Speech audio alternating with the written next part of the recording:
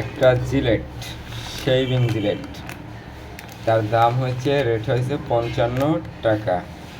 ঠিক আছে, 55 টাকা। তো শেভিং জিলেটটা কিনলাম, কিন্তু পরবর্তীতে আপনার দেখা যায় যে শেভিং জিলেটটা 55 টাকা রেট দেওয়া আছে, কিন্তু কোম্পানিকে এই 55 টাকা রেট দিচ্ছে, কিন্তু এটা তো আগে দাম ছিল 40 টাকা।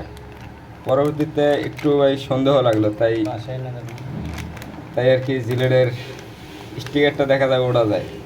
দেখেন কত বড় জালিয়াতি কোম্পানিগুলো আমাদের সাথে করতেছেন। 40 টাকা রেট, অথচ এখানে স্টিকার মারিয়া 55 টাকা রেট করছে। তো আমরা কোন রাষ্ট্রে বাস করতে আছি, আর কি হইতে আছে এইগুলা? আর এগুলার কি প্রতিবাদ করার মতো কোনো মানুষ নেই? আর এগুলা দেখার মতো কোনো মানুষ নেই? এই যে বাংলাদেশ ভোক্তা অধিকার যারা আছে, তারা কি করে? তারা কি এগুলো দেখে না?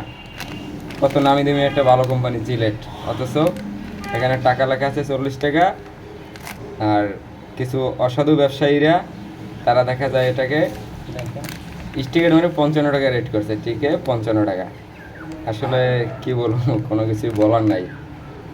তো এই হচ্ছে আমাদের দেশের অবস্থা।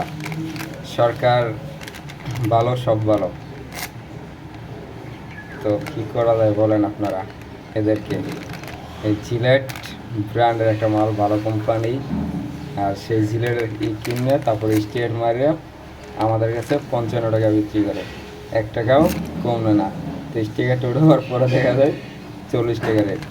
এখন এটা কাকে ধরবো, কোম্পানিকে নাকি দোকানদারকে, না অন্য কেউকে? আপনারাই বললেন, কমেন্টে জানাইন যে কী করা যায় এটাকে।